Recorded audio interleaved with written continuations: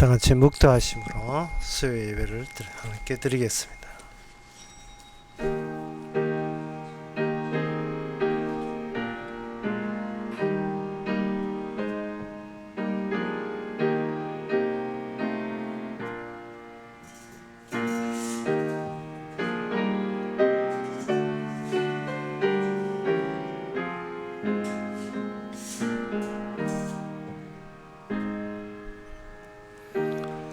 여호와는 광대하시니 우리 하나님 성 거룩한 산에서 극질이 찬송하리로다. 터가 높고 아름다워 온 세계가 즐거워하며 큰 왕의 성 곧 북방에 있는 시온산이 그러하도다. 하나님 아버지, 저희들에게 천국의 소재에 대해서 알려주시니 감사합니다. 지상에서 살면서 이 세상에 살면서 이 세상의 소망과 희망을 접게 하여 주시옵소서. 예수님의 이름으로 기도옵나이다. 아멘. 찬송가 252장 합시다.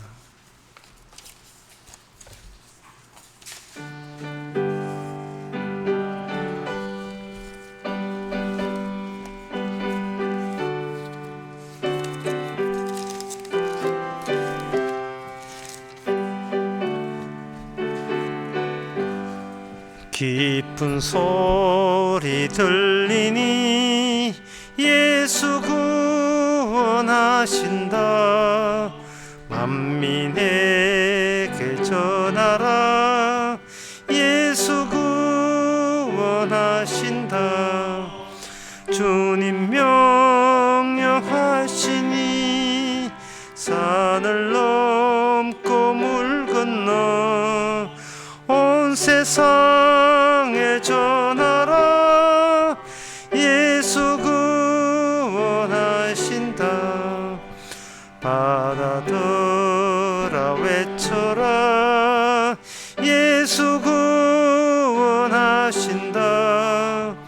모든 죄인 나오라. 예수 구원하신다.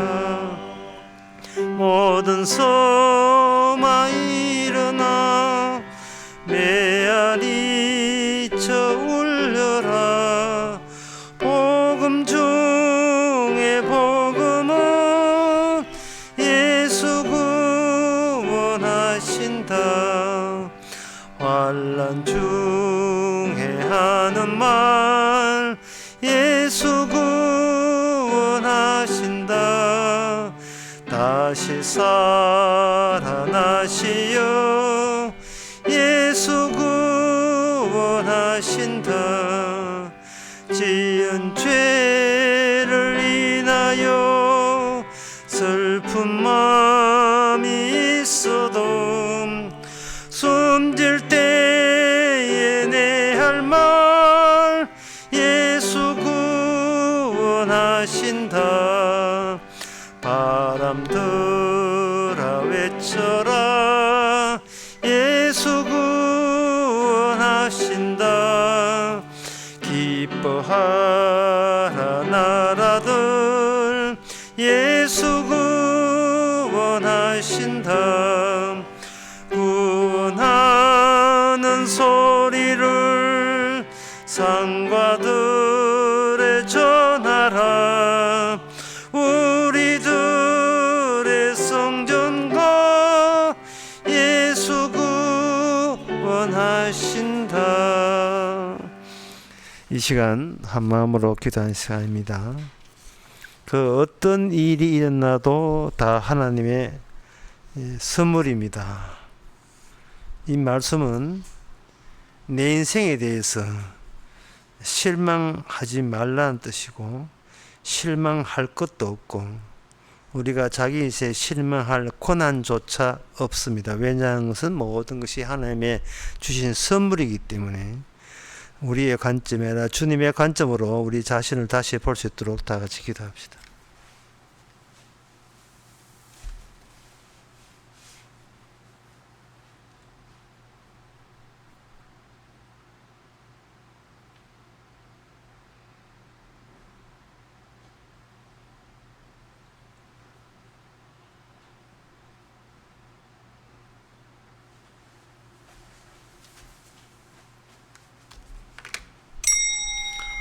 하나님의 아버지, 우리에게 일어난 모든 일이 하나님의 선물이기에 이 선물이 어디서 나왔는지, 누가 주시는지, 왜 주시는지, 무엇 때문에 주시는지 이것 알아가는데 우리의 평생을 감사와 기쁨으로 보내게 하여 주시옵소서.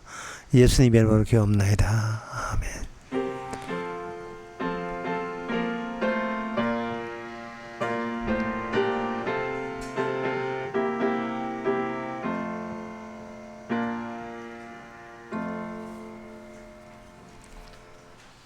하나님의 말씀은 학개 20장 2장 20절에서 23절까지입니다.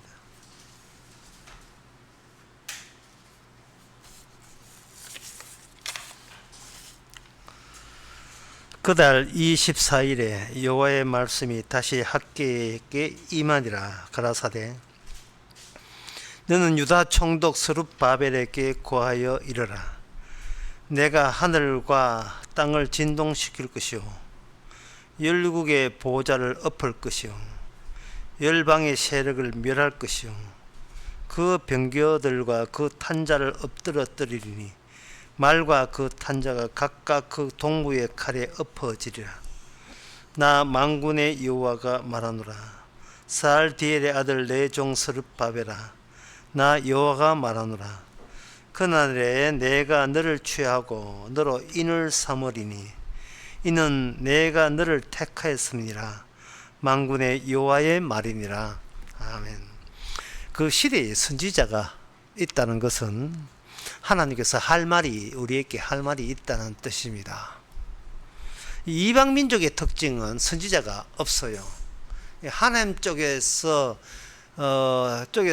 이야기하고 싶은 게 없습니다. 이걸 오늘 본문에서는 하나님께서 인쳤다, 도장쳤다, 나는 너를 찍었다, 나는 너를 선택했다, 이렇게 말씀하고 있습니다. 그래서 이게 인간들 세상에서 인간들은 신기한 기적들을 어떻게 이해하느냐 하면은 내가 하고 싶은 것을 도와줬을 때 그걸 사람들은 미라클, 기적이다, 이렇게 이야기하거든요. 그런데 이 성경에 보면 기적은 그게 아니고 너희 가운데 하늘나라와 연락책이 있다, 이걸 기적이라고 봅니다. 하나님이 이야기하고 싶은 것이 우리가 사는 시대에 계속 유입되고 있는 거예요. 계속 주어지고 있는 겁니다.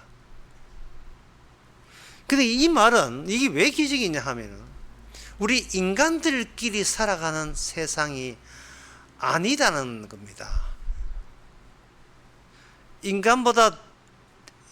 도리어 인간들의 하는 그 모든 의도와 그 계산을 살피시고 그들의 인간들의 뜻대로 되지 않는 것, 이 세상이 뜻대로 되지 않는 것, 그게 바로 기적입니다. 이 뜻대로 되지 않는다는 말을 오늘 본문에서는 뭐라고 되어 있냐 하면은 21절에 하늘과 땅을 진동시킬 것이다 라고 되어 있어요. 그러니까 하나님께서 선지자를 통해서 알려준 바에 의하면 하나님은 이 세상을 어떻게 보는가? 흔들 수밖에 없는 대상, 흔들어버리는, 해체시켜버리는 그 대상입니다. 그냥 가만두지 않고 흔들어서 무너뜨리는 대상으로 하나님께서 선지자를 통해서, 그 시대의 선지자를 통해서 우리에게 알려줬습니다. 자, 중요한 것은 그 흔들기 속에 우리 자신들이 포함되어 있다는 사실입니다. 이 말은 이 세상이 자기의 의도와 계산과 뜻대로 되지 않는 것과 똑 마찬가지로 우리 사적인, 우리 개인적인 우리의 인생도 우리의 계산과 뜻과 포부대로 안 돌아가게 되어 있습니다. 세상이 흔들리는데 우리가 뭐 별겁니까? 같이 흔들려야죠. 버스 흔들리고 배 흔들리고 지하철 흔들리는데 그 함께 탔으면 같이 흔들리는 것이 당연하죠. 같이 해체되는 것이 무너지는 것이 당연한 겁니다.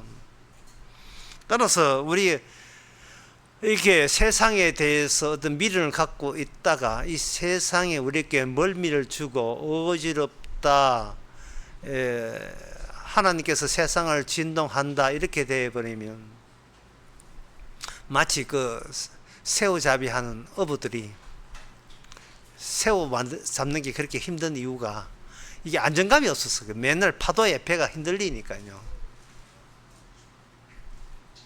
그래서 그 새우잡이가 그렇게 힘들다 하는데 어느 정도 힘드냐 하면 염전 노동보다 더 힘든답니다. 염전 노동 그도 땅이 튼튼하잖아요. 새우잡이는 흔들어서 뭐 사람이 살 수가 없을 지경이니까요. 기초가 흔들리는 거예요. 기초가 단단해야 뭐 다음에 계획을 세우는데 이 기초를 보장을 못 해요. 지금 이 기초가 단단할 것이다. 그래서 그 기초 비슷한 이야기가 이 세상에서는 뭐냐면 니하고 내하고 친구 사이 아이가 하는 그 친구 그거 흔들립니다. 돈 떨어지면 다 갑니다. 누가복음 15장에 나온 탕자와 마찬가지죠. 돈 있을 때 와르륵 날파리처럼 모여들다가 돈 다 떨어지는 거 보고 남자든 여자든 다 떠나버리죠. 이게 진동하는 거예요. 흔들리는 거예요. 안정성이 하나도 없는 겁니다. 왜 이 세상에 안정성이 없는가? 그 이유는 하나님께서 따로 안정성을 보장해 줬기 때문에 그렇습니다. 그 안정성이 오늘 본문에 뭐가 나오냐면 23절에 내 종 스룹바벨아 라고 되어 있어요. 자, 세상은 하늘과 땅을 안정적으로 보장한다고 생각해서 이 세상에서 사는 눈에 보이는 관찰의 대상들을 그걸 의지하고 살았는데 하나님께서는 이 학계 선지자를 통해서 그 안정성을 뭘로 바꾸느냐 하면 내 종 스룹바벨로 바뀝니다. 자, 스룹바벨로 바뀐다는 거 설명이 좀 필요하겠죠. 스룹바벨은 이게 누구냐 하면은 이스라엘이 사라지고 이 지상에서 이스라엘이 사라지고 그 사라진 이스라엘은 이제 없어진 겁니다. 바벨론에 포로 잡혔어요. 바벨론에서 이스라엘이 나오는 것이 아니고 유다 자손에 나와요. 유다 자손이 나오는 겁니다. 그러니까 이스라엘이 완전 없어지고 거기서 그 바닥에서 이스라엘 바닥에서 뭔가 돌출하는데 그 돌출한 인물이 스룹바벨이에요. 스룹바벨이 품고 있는 뜻은 뭐냐면은 이스라엘 갔다, 다 멸망했다, 없어졌다를 그 스룹바벨 존재 안에 푹 담고 짙게 그 안에 갖고 있는 거예요. 세상이 흔들립니다. 세상은 진동합니다. 그런데 세상은 믿을 게 뭔데요? 그러면 학계 선지자가 한테 물어보죠. 이거 흔들리는 세상 말고 뭘 믿으란 말인가? 바로 스룹바벨을 믿어야 돼. 스룹바벨.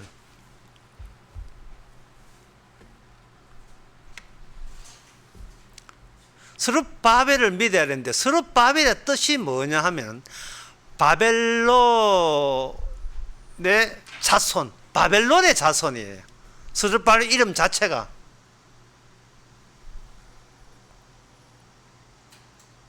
스룹바벨 이름에 바벨론의 후손이라는 뜻입니다. 자, 그렇게 이 말은 뭐냐 하면은 이스라엘은 망했어요. 이스라엘 망했다는 말은 그동안 이스라엘이 세상 천지는 흔들려도 우리나라는 흔들리지 않는다고 자부했던 자들이 바로 이스라엘이었던 겁니다. 특히 이거 하늘과 땅이 진동한다는 그 사례가, 그 경우가 여러 가지 있는데, 그 중에 첫 번째 난 대규모 진동이 바로 그 노아 홍수였습니다.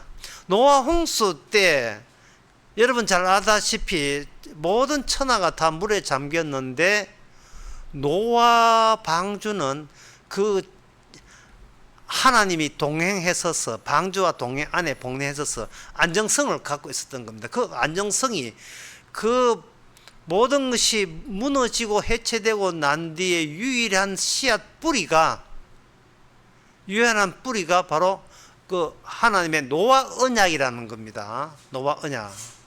그게 하나님의 언약과, 그리고 그걸 둘러싸는 이 세상과 하나님께서는 계속해서 맞바꾸는 작업에 나서는 거예요.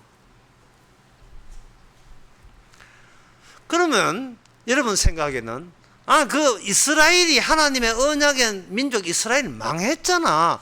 그게 이스라엘은 안정적이고 언약이 있으니까, 언약이 안정적이니까 이스라엘 안정적이고, 그 외부의 모든 세력은 완전 무너져야 돼. 진동해야 되고 무너져야 된다. 옛날에 노아한 때는 이제 물로서 진동했지만 마지막에는 히브리서에 보면 불로서 진동해요. 베드로후서 3장에도 마찬가지로 불로서 다 태워버립니다. 천지가 진동한다 했으니까.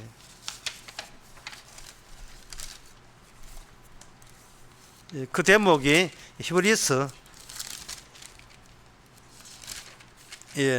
12장에 나옵니다. 또한 27절, 이 한 번이라 하시면 진동치 아니하는 것을 영적하게 하기 위해서 진동할 것, 곧 만든 것을 변동될 것을 나타나심이라.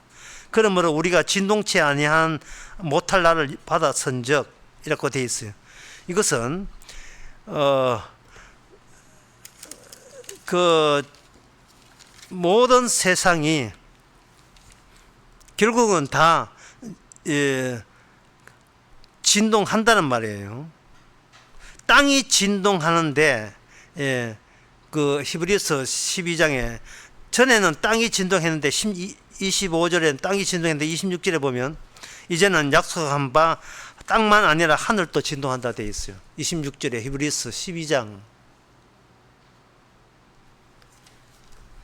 그러니까 지금 하나님께서 굳이 이 이야기를, 사도 바울을 통해서 굳이 이야기를 꼭 하셔야 되는 이유가 뭐냐를 한번 생각해 보세요. 아까도 말씀드렸지만 진동하는 게 있다, 다 무너진다, 진동이나 다 흔들려서 다 없어진다, 이 말씀은 흔들리지 않고 영존하고 영원한 걸 내가 너한테 이미 줬잖아 하는 뜻이에요. 근데 너희들은 너희들의 두 발을 자꾸 진동하고 무너질 수 있는 게 아니고 아주 무너지기로 확정된 거기다가 자꾸 발을 딛고 하나님 도와주세요, 살려주세요 이러고 있다 이 말이죠. 옮기면 되는데, 두 뿌리를 옮기면 돼요. 옮기면 되는데 옮기지도 않고 기존 세상에서 어떻게 행복하는 사는 방법이 뭐 없겠습니까? 목사님 내 삶이 회복되는 방법이 없겠습니까? 회복하지 마세요. 그냥 옮기세요. 두 발을 언약 안으로, 진동하지 않는 곳으로. 그러면 그 진동하지 않는 것이 어딘 줄 알고 우리가 옮기느냐? 자꾸 물어보신다면, 모든 것이 다 무너지고 난 뒤에 그 이스라엘이 진동하지 않는다고 했던 그 나라가 이스라엘이 사라지고 멸망했어요. 그럼 이스라엘은 없는 겁니다. 근데 없는데 여기에서 뭔가 마징가 제트 하나 나온 것처럼 밑에서부터 분명히 없어졌는데 뭐가 하나 돌출돼요. 나온다고요. 그러면 이스라엘이 멸망한 장소가 어디냐? 바벨론이에요. 근데 그 바벨론의 후손에서 하나님이 진동치 아니하는 어떤 인물이 하나 나오는데, 그 스룹바벨, 바벨론의 후손이라는 이름을 가진 자가 등장하는 겁니다. 여기서 우리가 좀 더 어렵게 나가야 돼요. 이게 분명히 반드시 나가야 돼요. 왜 그러냐 하면, 그 스룹바벨의 등장으로 말미암아 세상은 왜 무너져야 되는가 이유가 비로소 밝혀집니다. 나 이 세상 의지하지 않고 나 스룹바벨 의지해야지, 나 스룹바벨로 옮겨 타야지 라는 생각부터 하지 마시고요. 스룹바벨이 누구이길래 내가 그토록 평생 동안 일구어 놓은 이 세상이 무너지는가를 따져봐야 됩니다. 내가 도대체 무엇이 문제가 돼서 무너지는가. 결론을 미리 말씀드리겠습니다. 그것은 인간이 지옥에서 몸 빠져나와서 지옥 가는 게 아니고 자아에서 몸 빠져나와서 지옥 가요. 자기 자신을 포기할 줄 몰라서 지옥 가는 겁니다. 그것은 왜 그러냐면 스룹바벨은 모든 것이 무너진 상태에서 없다, 이스라엘 없다, 하나님의 언약 나라 날아갔다 하는 데서 없는 데서 이 스룹바벨이 나온 겁니다. 그러니까 출발점이, 시작점이 뭐냐 하면 스룹바벨은 멸망 가운데, 심판 가운데, 저주 가운데서 새로운 메시아가 등장하는 겁니다. 이걸 오늘 본문에서는 인쳤다고 되어 있어요. 23절에 나 만군의 여호와가 말하노라. 스룹디알의 아들 내 종 스룹바벨아, 나 여호와가 말하노라. 그날에 내가 너를 취하고 너로 인을 삼았다. 확정되었다. 너는 내 사람이라고 도장을 팍 찍었다, 이 말입니다. 이는 내가 너를 택하였습니다. 만군의 여호와의 말씀입니다. 이스라엘은 망했는데 이스라엘이 망한 그것이 하나님께서 영원히 진동하지 않은 나라를 건설하는 계획에 전혀 차질 나지 않는다는 뜻입니다. 이스라엘이 망하는 것이 하나님이 원래 계획했던 영원한 진동하지 않은 나라, 영원한 천국 만들기에 꼭 필수적인 과정이었다는 겁니다. 이스라엘이 망하는 거예요. 이게 얼마나 어려운 이야기입니까? 왜 이게 어려운 이야기냐 하면, 이스라엘은요, 다른 나라는 망해도 우리나라는 하나님이 함께 있기 때문에 절대로 다른 나라는 다 진동하고 무너져도 우리 이스라엘은 하나님의 성전이 있어서 절대로 무너지지 않는다고 혼장담했던 나라였어요. 그런데 그 혼장담한 나라, 그게 이스라엘이 본인들이 개선한 것이고 기대한 것이고 고대한 것이고, 또 그러한 내용을 품어서 나는 여호와를 사랑합니다, 여호와를 믿습니다, 여호와의 약속을 믿습니다, 그렇게들 이야기를 해왔던 거예요. 이것은 오늘날 교인들에게 예수님 믿습니다, 하나님 믿습니다, 하나님 예수님 사랑합니다, 예수님 하는 걸 믿습니다, 네 좋아합니다, 하나님 저를 기억해 주세요, 뭐 지켜주세요 할 때 하나님이 우리에게 묻는 거예요. 왜 나를 믿지? 네가 왜 나를 믿는 거야?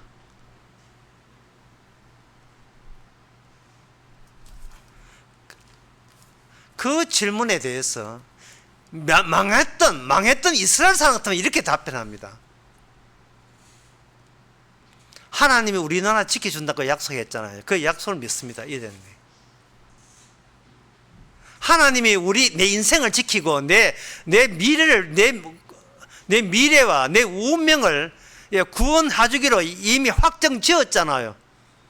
그러니까 하나님을 안 좋아할 수가 없고 사랑하지 않을 수가 없고 하나님을 믿지 않을 수가 없습니다. 하나님 믿어야지. 그런 좋은 하나님 믿어야지. 그러면 내가 부처를 믿겠습니까? 뭐 공자를 믿겠습니까?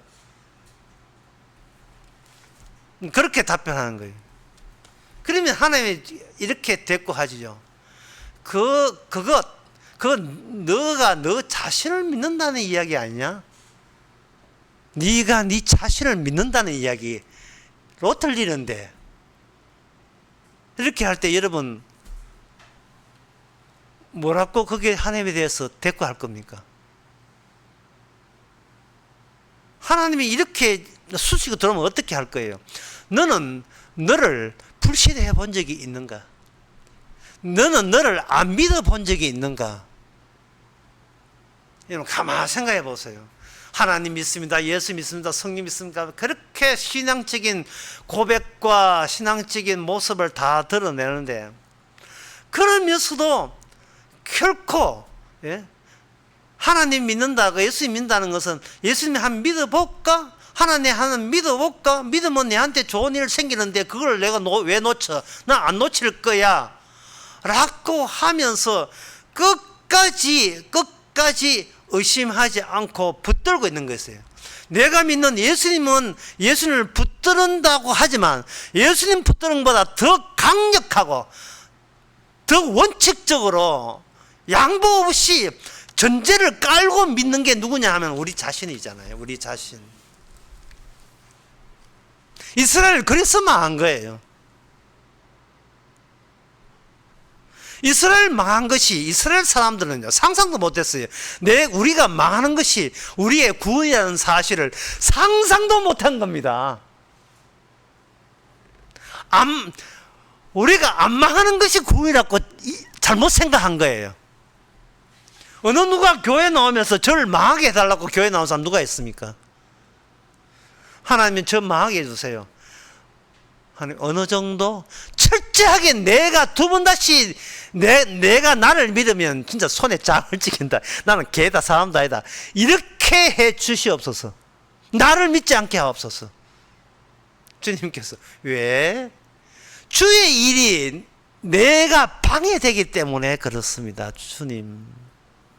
내가 나를 사랑하고 내가 나를 믿는 이것이 주의 일에 정면으로 충돌되고 주의 일을 저지하는 마귀의 힘이라는 사실을 제가 알게 되었습니다. 이제 여러분들은 겨자씨에 만한 믿음이 있어도 나무가 산에서 뽑혀서 바다에 빠질 수 있다는 그 능력을 여러분 실감하셔야 돼요. 나무가 산에서 뽑혀 그게 바다에 빠져. 아이 그럼 말 같은 이야기를 해야지. 자, 이것이 말도 안 되는 거짓말을 할 때 그걸 누가 방해합니까? 바로 철석같이 믿는 나의 인생 체험과 경험과 지식이 주의 말씀을 주의 믿음과 주의 모든 계획을 방해해 왔던 겁니다. 그러면 그동안 하나님께서 이스라엘 사람을 방해하지 말았고 만든 건물이 있어요. 건물. 건축 구조물. 그걸 성전이라고 합니다. 그러면 이 성전은 출애굽기 23장 17절에 보면 하나님께서 이 성전을 지었던 이유가 있습니다. 그게 뭐냐 하면 모든 이스라엘 남자들은 3번에 걸쳐서 1년에 3번씩 내 얼굴 좀 보자. 나를 좀 보자는 이야기 나옵니다. 17절 너희 모든 남자는 매번 3번씩 주 여호와께 보일지니라. 나 좀 보자는 거예요. 나 만나자는 겁니다.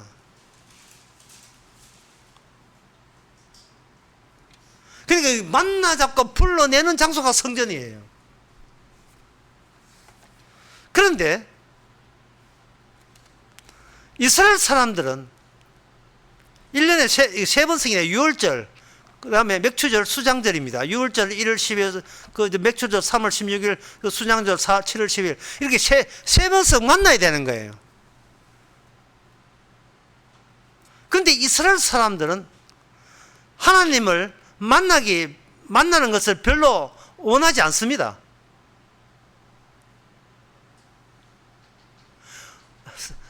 우리가 하나님 만나는 것을 좋아하지 않고 싫어한다는 그 증거가 어디 있느냐? 그 하나님 만나게 되면 거기에 누가 기다리고 있느냐 하면 제사장들이 있어요. 그 제사장들이 그 1년에 3번씩 나오는 그 이스라엘 모든 남자에게 뭐를 가르치냐 하면 율법을 가르칩니다. 그 잔소리가 듣기 싫은 거예요. 그 잔소리가.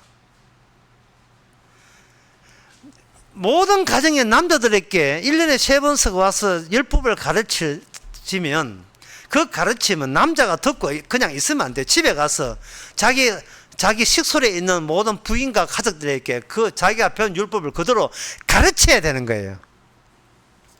가르치게 되면 이거 누가 싫어하냐 하면 자식과 부인들이 싫어해요. 여러분 그건 실감하는 거 이게 일상의 삶이 그거죠.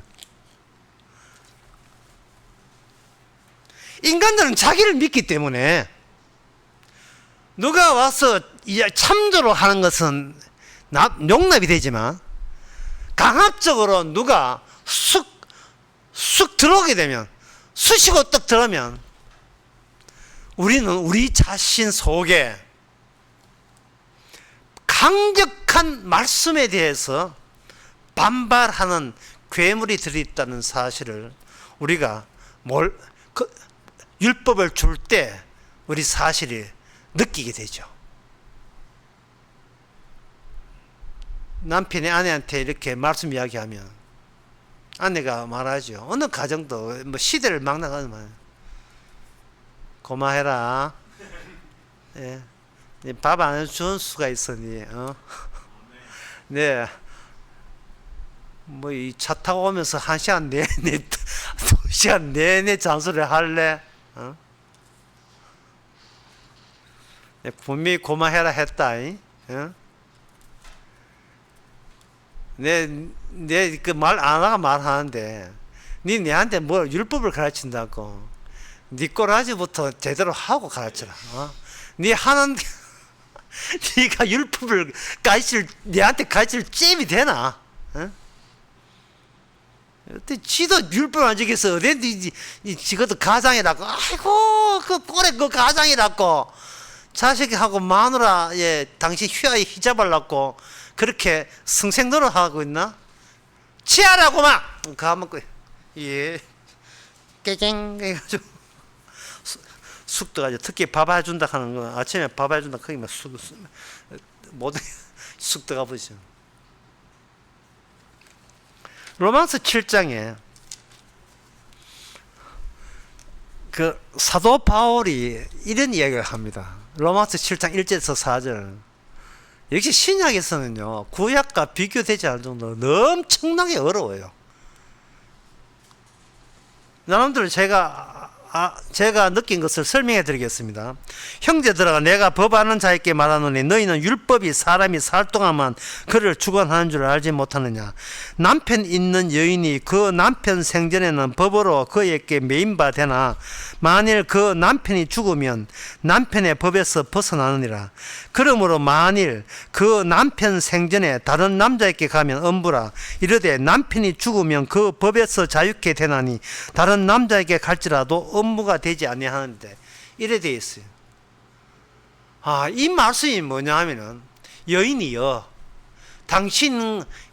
여자여 당신은 남편과 결혼했습니까? 율법과 결혼했습니까? 묻는 거예요. 이 말에.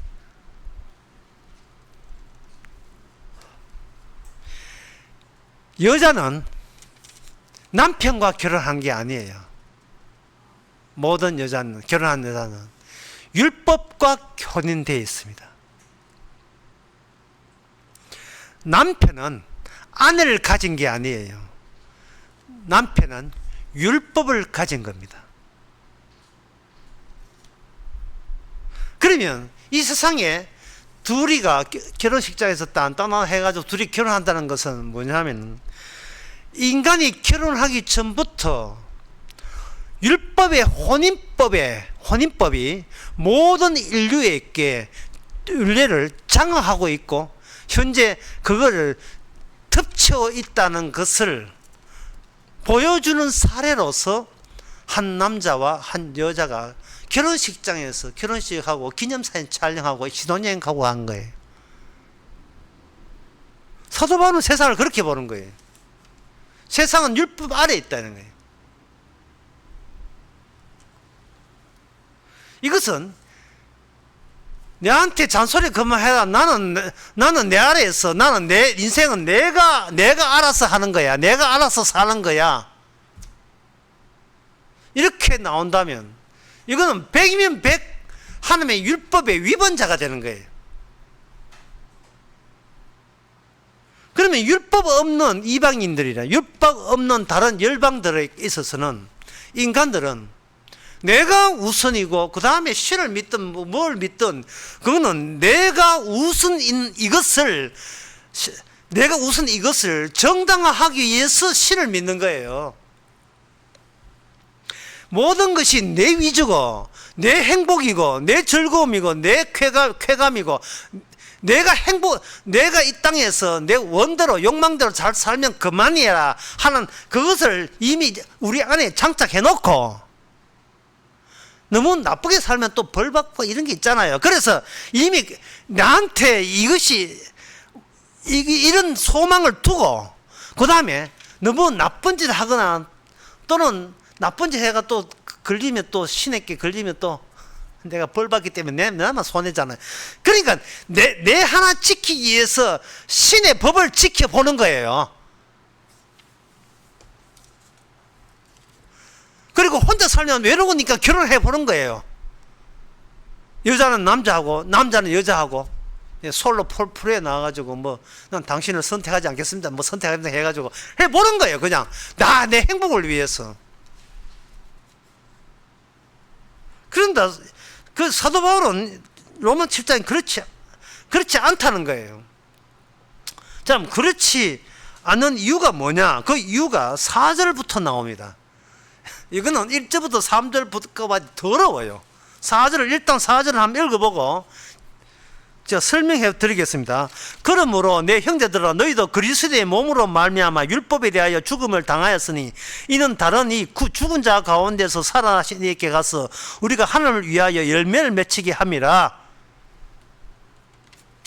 앞에는 결혼 이야기를 했습니다. 앞에는 남자와 여자가 결혼을 하는데 남자가 죽었어요. 남자가 죽고 난 뒤에 그 여자는 이제는 남편을 위해서 살아가는 그 법에 얽매일 필요 없다는 것이 율법의 뜻이라는 거예요. 이 남편이 이미 사별해서 죽었는데 시갓집에서 부른 거예요. 야야, 너가 시아버지 제사인데 제사 안 차리고 뭐하노? 남편이 이미 죽었는데. 야, 너 시누이 결혼한다는데 네가 돈 좀 보태야지. 아니, 저 남편이 죽었어요. 남편이 죽었다면 거기에 옛날 시갓집 지시와 명령을 따를 이유가 없는 거예요.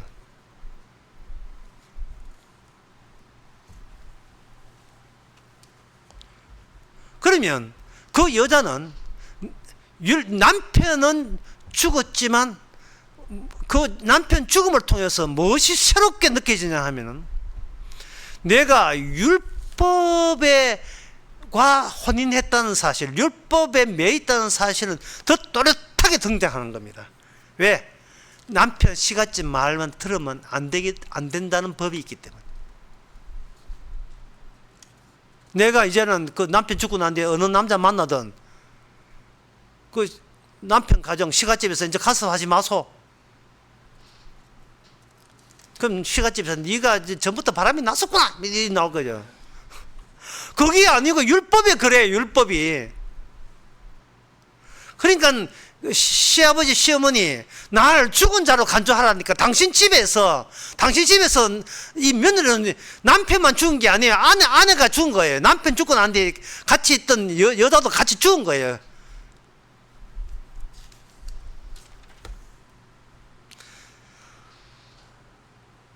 이 사도 바울이 이런 이야기를 하는 것은 철저하게 인간은 개인의 행복을 위해서 존재하는 존재가 아니다는 뜻을 계속 담고 있습니다. 그 다음에 나오는 사절은 뭐냐면은, 그러면 내가 이제 남편 죽었으니까 난 다른 남자하고 사귀어서 결혼하면 되지 않겠느냐. 그런 것을 하나님이 허락한 적이 없어요. 그런 것을. 왜냐하면 사절에 나옵니다.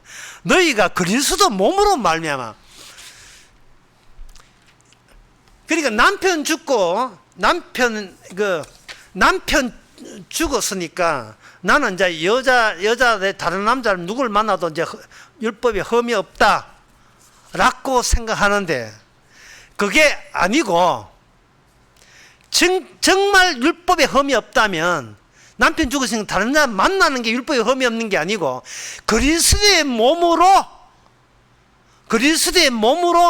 살아가는 것이 흠이 없는 거예요. 그리스도의 몸으로.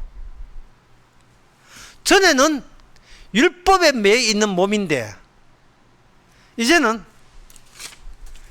남편의 죽음으로써 율법이 존재한다는 사실을 깨닫고 그 율법에 의해서 내가 과연 율법의 요구를 들을 수 있는가를 한번 생각해 보면 그것은 내가 어떤 남자를 사귀든 안 그러면 다시 시가집에 들어가든 상관없이 어떤 인간도 하나님께서는 율법으로 온전한 인간이 없다는 사실을 누가 와서 예수 그리스도께서 오셔서 그걸 확인시켜 준 겁니다. 어렵지요? 너희가 그리스도의 몸으로 말미암아 율법에 대해 죽임을 당했다는 것은 나 이제 남편 죽고 나는데 다른 남자 사귀어야지 할 때 주님께서 이리와 네 지금 다른 남자 사귀는 것도 네가 그렇게 되게 되면 그게 율법에 위반되는 거야. 아닙니다. 저는 전 남편 죽었기 때문에 새 남자 만나면 율법에 위반되지 않습니다 라고 여자가 대들면 예수님께서 내가 율법에 의해서 죽임을 당했다는 말은 네가 다른 남자를 만나도 그거는 네가 율법을 온전히 이룰 수 없다는 뜻으로 내가 십자가에 예수의 몸이 십자가에 돌아가시기 때문에 이제 설명하는 게 제 설명이 더럽다. 스룹바벨이에요. 바벨론이 이스라엘을 삼켰습니다. 따라서 이스라엘은 없어요. 남은 것은 바벨론이에요. 근데 바벨론에서 다윗의 자손인 스룹바벨이 다윗의 자손이라 하는 것은 마태복음 1장 12절에 예수님 족보에 나와요. 다윗의 자손이 이름이 뭐냐? 바벨론의 씨예요. 바벨론의 자손이라는 이름으로 다윗의 그 담긴 언약의 뜻이 혈통으로 이루어집니다. 소위 밑장 빼기죠. 화토 2장 있는데 단풍 2장 있는데 아예 단풍 밑에 또 한 방을 밑장 빼는 거예요. 동일한 다윗인데 한쪽 다윗은 망하는 다윗이고 다윗이 망해야 이게 벗겨져야 진짜 다윗, 하나님이 생각해놓은 다윗의 나라, 이스라엘 나라, 진짜 천국 백성이 그 뒤에서 밑장 빠지듯이 나오는 거예요. 그게 스룹바벨이에요. 하나님이 인치신 것은 사람이 메시아가 그 사람이 스룹바벨이에요. 근데 이스라엘은 뭐냐? 율법이 있는 나라입니다. 이스라엘이 망한 이유는 하나님의 율법이 있다는 것은 하나님이 우리한테 말씀을 줬다는 것은 우리는 하나님의 택하신 백성으로 절대로 망하지 않는다고 자신만만했던 거예요. 그런데 그들이 율법을 받았을 때 그들은 잘못 생각했죠. 율법이 우리를 지킨다고 하는데 하나님의 율법을 준 것은 네 밑장 빼자는 거예요. 너라는 이스라엘 그게 날아가야 껍데기 위에 있는 이스라엘 날아가야 아래쪽에 너에 의해서 숨어있는 진짜 이스라엘이 나온다는 거예요. 어떤 여자가 남자 만나서 결혼하게 되면 그 여자 보고 니 좀 죽어라. 지금 결혼해서 살라고 하는데 우리 보고 죽으래. 네가 죽어버려. 네가 죽어야 자유가 돼. 네가 남편이 죽을 때 여자가 이제는 다른 남자 만나도 그게 율법에 위반되지 않은 것처럼 네가 율법에서 죽을 때 비로소 너는 자유를 얻는 거라는 거예요. 자유를. 그게 천국 백성이라는 겁니다. 그런데 남편이 있는데도 불구하고 여자는 그 남편은 자유가 하고 싶다고 남편 곁을 떠날 수가 없어요. 그런데 언제 떠나느냐? 남편이 죽고 난 뒤에 여자는 다른 죽었던 전에 살아있던 남편을 품을 떠나서 자기가 자유가 될 수 있는 겁니다. 예수님께서 십자가에 예수님 몸으로 오셨다 이 말이죠. 오셔가지고 스룹바벨의 기능이죠. 몸으로 오셔가지고 십자가에 죽으셨는데 십자가에 죽는 이유가 뭐냐면 자기 백성을 율법에 의해서 죽은 자 되기 위해서, 율법마저도 헤어지기 위해서 주께서 십자가 돌아가신 거예요. 그게 바로 로마서 7장 4절에 나옵니다. 형제들 너희도 그리스도 몸으로 말미암아 율법에 대해서 죽임을 당하였으니. 처음에 이야기한다 돌아가 봅시다. 우리가 우리 자신을 포기할 수 있습니까? 없습니다. 우리가 우리 자신을 안 믿을 수 있습니까? 없습니다. 우리가 우리한테 장래 기대 안 하겠습니까? 반드시 합니다. 우리가 이제 천국 가는 것을 포기합니까? 절대로 포기 안 합니다. 하나님 믿고 예수 믿는 것은 다 나 좋기 위해서, 장래 내 잘 되기 위해서 믿는 겁니다. 이런 나를 우리 자신이 어떤 경우도 포기할 사람들이 아니에요. 방법은 딱 하나입니다. 우리의 껍데기에 있는 나 자신을 죽여버리는 거예요. 내가 죽이는 게 아니고 자살하는 게 아니고 주께서 내 껍데기에 있는 어떤 경우도 나 믿는 것을 포기 못한 나를 없애주는 거예요. 없애주게 되면 우리는 그 죽은 남편을 하여 여자가 남편으로부터 자유함을 얻는 것처럼 우리는 나로부터 자유함을 얻는 겁니다. 나 자신으로부터. 이스라엘이 망했던 이유가 이스라엘로부터 자유를 얻지 못해서 그래요. 계속 이스라엘 하고 있었던 겁니다. 주께서 강제로 이스라엘을 망하게 해버렸죠. 틀어버린 거예요. 이스라엘 없는 거예요. 그래도 하나님의 약속에 하나님이 야곱을 통해서 약속하기를, 또 이스라엘 약속하기를 메시아가 오신다, 다윗의 자손이 오신다고 했으니까 우리는 믿지 마. 예, 그런 분 안 옵니다. 그런데 하나님 준비한 것은 뭐냐? 다윗의 자손이 아니고 바벨론의 자손인데요. 스룹바벨인데요. 스룹바벨. 망했다는 것을 확실히 품고 있는 분. 우리는 망해야 되고 진동하는 세상이 같이 진동해서 완전히 폭삭 망해야 된다는 것을, 내용을 품고 나타나신 분. 그 품은 일이 바로 십자가입니다. 십자가. 내가 이미 심판받았고 망해버렸다는 사실을 알려주는 것이 십자가의 흔적이죠. 사도 바울은 말하기를, 내 건드리지 마라. 나 십자가 흔적 가졌다. 나 이미 죽었어. 주께서 죽었을 때 내가 함께 죽었어. 방금 제가 이야기하는 것이 세계에서 가장 어려운 이야기입니다. 예수님 십자가 죽을 때 나도 함께 죽었다는 이야기, 갈라디아서 2장 20절 이야기. 이 세상에서 이것보다 더 어려운 이야기는 없어요. 물정은 살아있는데 내가 왜 죽어? 나 살아있잖아. 내가 왜 죽어?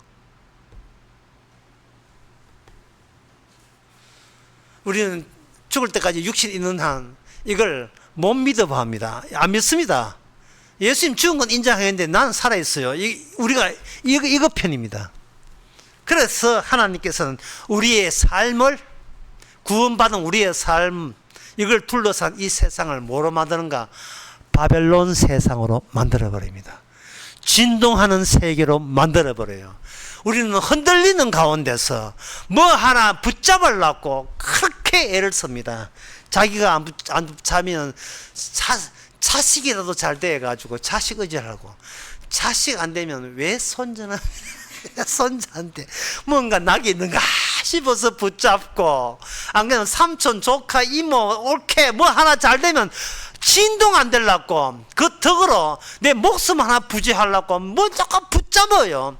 붙잡으면 쪽쪽 바벨론을 바꿔버립니다. 네가 지금 진동하는 거, 불안정한 것을 붙잡고 있다. 그러면 어떻게 하는 마음입니까? 붙잡는 너도 같이 흔들려서 너를 안 붙잡으면 되잖아. 너 자기를 부인하고 십자가 집으면 되잖아. 너를 안 붙잡으면 되잖아. 그래도 너는 이만큼 살았잖아. 그 은혜가 뭐냐? 그 은혜가 바로 예수님의 새롭게 죽은 자 가운데 살아나신 4절입니다. 로마서 7장 4절. 죽은 자 가운데 살아나신 이에게 가서 우리가 하나님을 위하여 열매를 맺게 합니다. 우리 자체가 돌출된 스룹바벨로 만들어버린 거예요. 하나님의 언약이, 진동하지 않는 언약이 우리로 하여금 그 언약의 결과물로 우리를 만들어낸 거예요. 지금의 십자가의 열매가 되게 하는 거예요. 끝으로, 그럼 목사님 우리 뭐 어쩌는 마음입니까? 멀미 나도록 이 멀미약 있잖아요. 붙이고 죽을 때까지 이 세상을 흔들리는 가운데서 마땅하구나. 예. 내가 이 세상에서 기대하는 게 내가 잘못이지. 내가 의도해, 계산해, 목적을 가져, 목표를 가져. 주께서 다 흔들어 주심에 감사하시기 바랍니다. 기도하겠습니다. 하나님 아버지, 선지자가 말씀한 바를 예수님이 십자가로 다 이루어 주심을 감사합니다. 무엇이 진동하고 무엇이 진동하지 않고 완성된 것인지 이제 구분하는 눈을 열게 하옵소서. 예수님의 이름으로 기도합니다. 아멘. 찬송가 210장 합시다.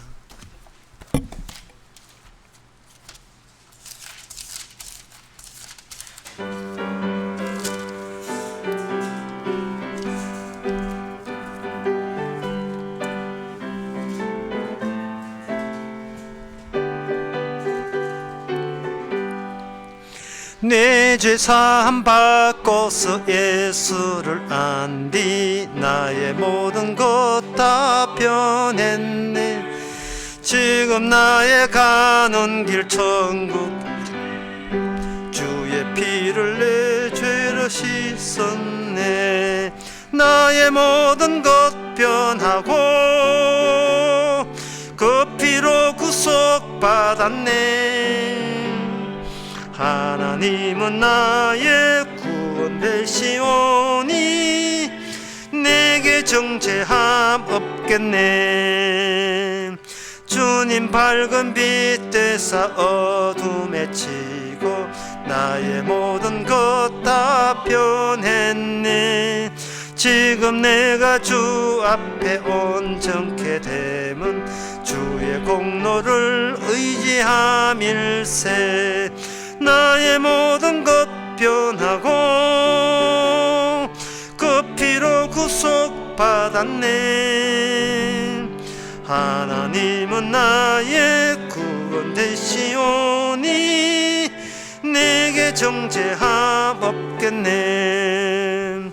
내게 성령 임하고 거크신 사랑 나의 맘에 가득 채우며 모든 공포 내게서 물리치시니 내 맘 항상 주 안에 있도다. 나의 모든 것 변하고 그 피로 구속받았네. 하나님은 나의 구원 되시오니 내게 정죄함 없겠네. 기도합시다. 지금은 우리 주 예수 그리스도 은혜와 하나님의 크신 사랑과 성령의 충만하시며 주께서 하신 일이 우리가 해내지 못한 일을 자유를 주신 것에 감사하는 모든 성도께 함께 있을지어다. 아멘.